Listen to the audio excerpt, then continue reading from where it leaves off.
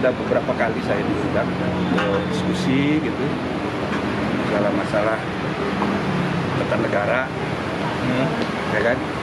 Ya suruh saya kita ini laki-laki panggilan ini.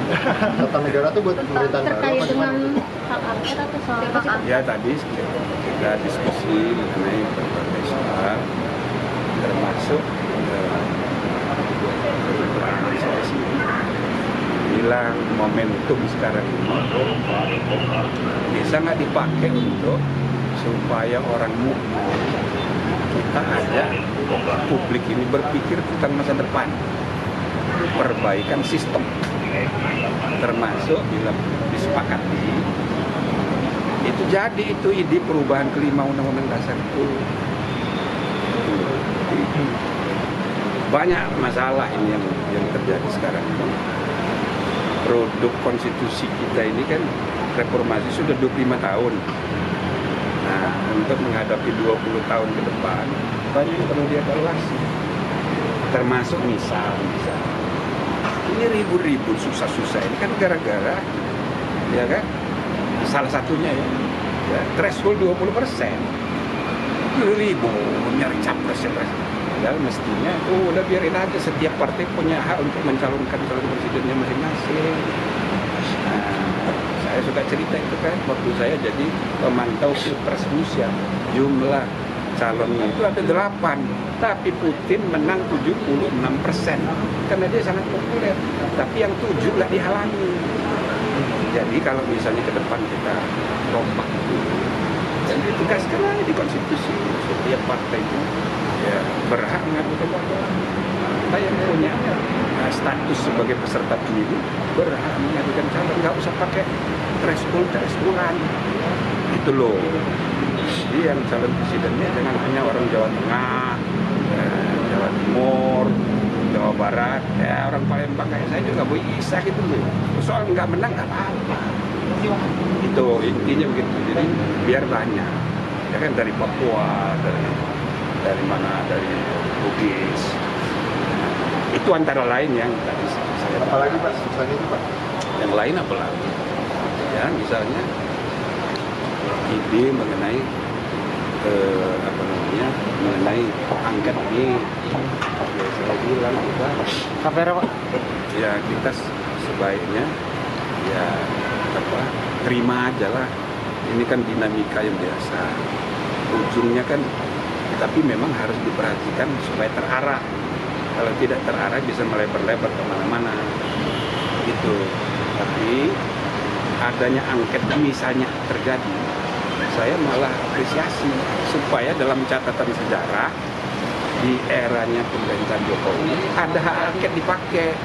Nah, masa di zaman reformasi semua presiden itu mulai dari Pak Habibie, Megawati, Gus Dur, SBY, semua sudah mengalami ya, hak angket, dipakainya hak angket oleh DPR.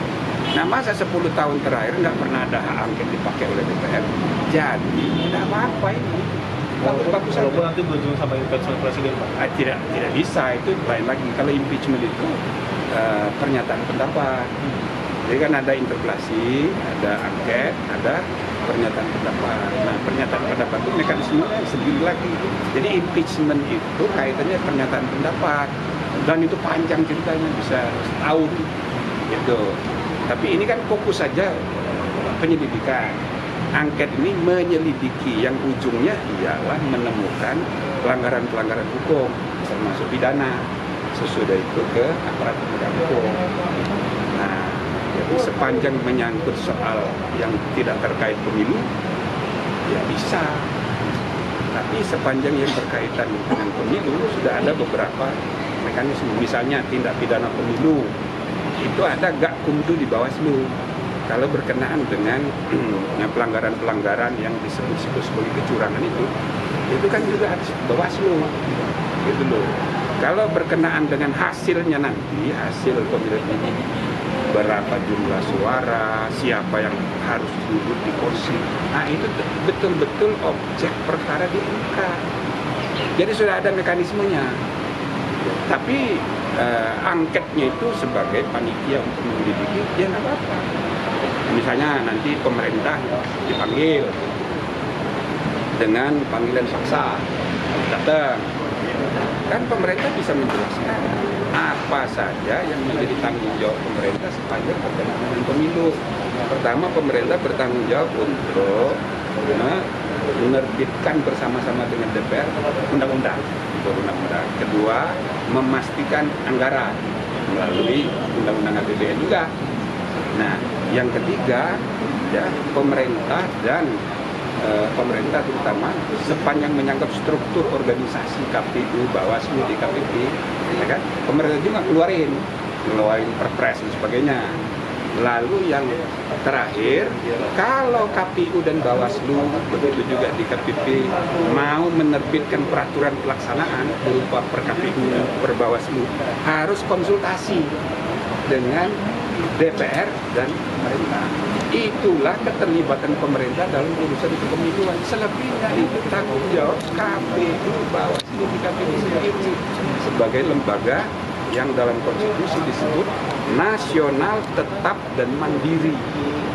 Itu sebabnya saya selalu menyampaikan bahwa yang namanya penyelenggara pemilu itu adalah ya cabang kekuasaan keempat sesudah eksekutif, legislatif, yudikatif. Kenapa dia cabang keempat? Karena eksekutif itu peserta pemilu, presiden itu peserta pemilu, legislatif peserta pemilu. Kekuasaan kehakiman, yudikatif itu mengadili proses dan hasil pemilihan ini. Maka KPU itu lembaga independen sendiri, fourth estate of demokrasi. Jadi tidak bisa tanggung jawab KPU itu diambil alih oleh presiden. Presiden nggak bisa mendiktikan keputusan KPU seperti itu. Nggak bisa. Itu bukan ranah kewenangannya presiden. Nah, jadi kalau nanti pemerintah dipanggil, ya sepanjang yang menyangkut kewenangan dia aja yang dijawabnya. Itu loh. Nah, begitu juga KPU. Kalau KPU dipanggil, KPU kan bisa menjelaskan ya apa yang jadi masalah. Nah, jadi itu nanti diterangkan oleh KPU sehingga kesimpulan dari penyelidikan itu dia bisa menemukan atau tidak menemukan kesalahan. Tapi saya rasa kalau sekedar untuk menemukan pelanggaran, banyak sekali. Nah, cuma masalahnya apakah ini TSM terstruktur, sistematis, ya kan? Masif. Kalau masif, iya. Besar kemungkinan ini masif. Tapi apakah dia sistematis dan terstruktur? Belum tentu. Ini sesuatu yang tidak mudah. Ya, tapi ini bukan berarti mau mengecilkan harapan ya, bukan. Tapi sekedar menjelaskan fenomena apa yang kejadian. Jadi kalau dibilang bahwa peradilan di MK itu tidak bisa diharapkan, jangan begitu juga. Sebab banyak juga ya ada yang sudah dimenangkan jadi kalah, yang dikalahkan jadi menang. Itu kewenangan MK. Cuma untuk Pilpres ini agak beda. Yang kejadian-kejadian yang banyak berubah itu adalah biasanya di tingkat kabupaten, paling tinggi provinsi. Gitu. Nah, yang pelanggaran-pelanggaran ini paling banyak waktu saya ketua DKPP 2015 yang lalu. Paling banyak itu di tingkat kecamatan. Lalu kejadiannya itu macam-macam.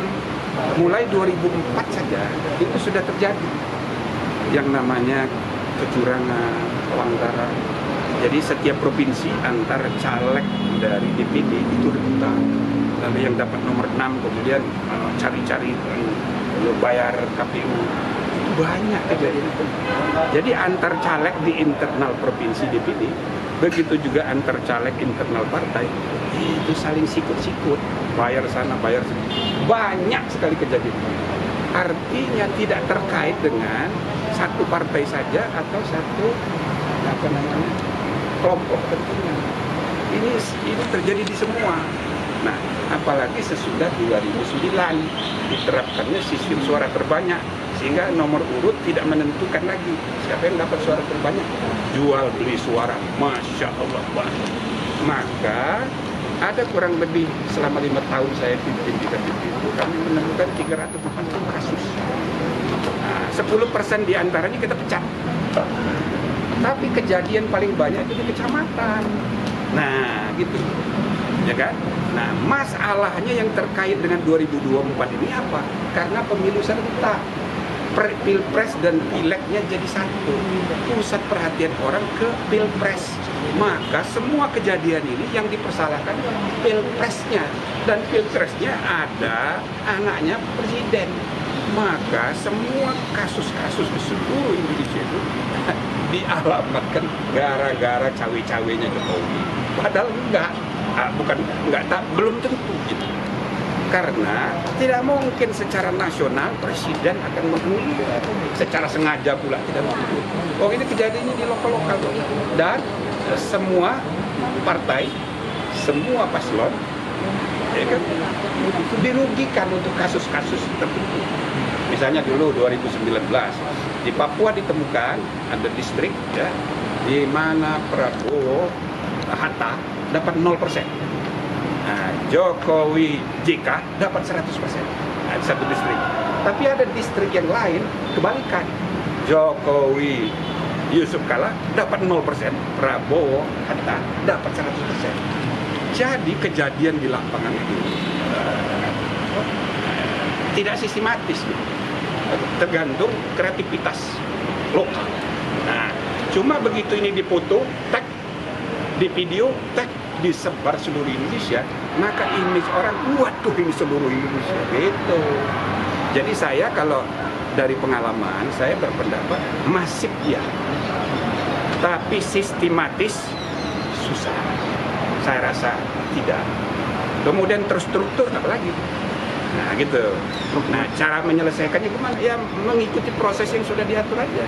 Ada MK, ada Bawaslu, ada yang ternyata Sekjen PKS bilang, wah kita lebih percaya angket daripada MK, karena ada pamannya. Nah, nggak bisa, paman ketua MK kan sudah berhenti sebagai ketua, dan salah satu putusan MK itu menegaskan meskipun dia masih anggota, dia tidak boleh dilibatkan dan melibatkan diri dalam perkara perselisihan hasil pilpres. Yang kedua, dalam perkara perselisihan hasil pemilu yang berkaitan dengan PSI, yang ketua umumnya adalah Puan Mulia. Itu satu. Dan bahkan saya kira saya sudah memberi anjuran juga kepada hakim yang baru, Mas Arsul Sani, karena dia kan dari P3 baru berhenti, ya kan, dari P3 itu menjelang pelantikan sebagai hakim konstitusi, supaya tidak menimbulkan ketidakpercayaan. Maka saya anjurkan juga Pak Arsul Sani membuat pernyataan terbuka untuk tidak akan melibatkan diri atau dilibatkan dalam penanganan perkara pilpres dan pileg yang berkaitan dengan P3 yang berada di kubu 03.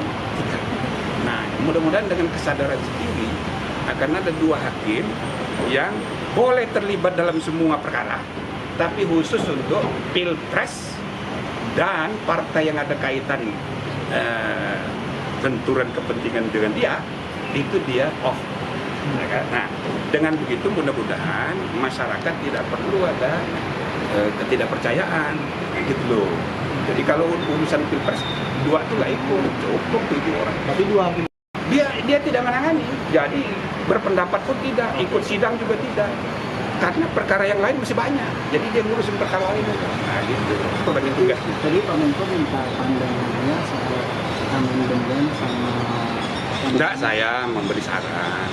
Ya kan sebagai ketua umum partai, saya beri saran sekaligus memitigasi kekecewaan supaya orang move on. Mari kita berpikir ke depan. Prinsip dia setuju, cuma timingnya dia masih ragu.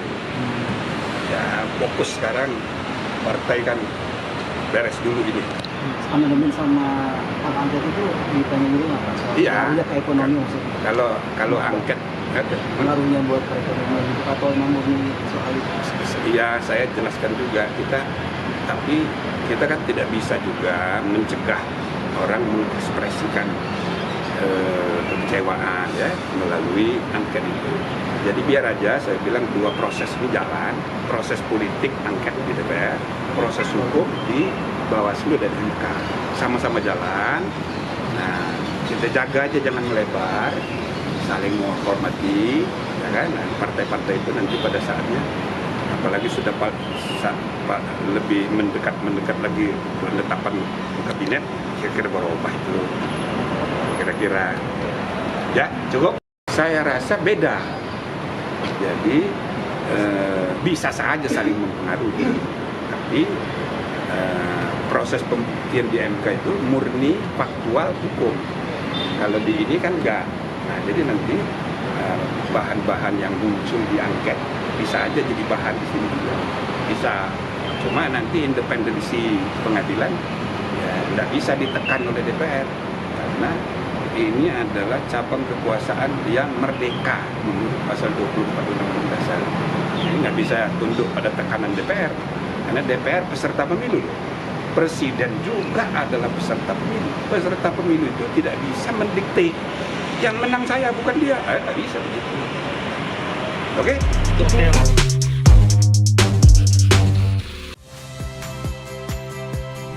Saya Agin Fridianto. Saksikan terus program-program Kompas TV melalui siaran digital, pay TV, dan media streaming lain. Kompas TV, independen, terpercaya.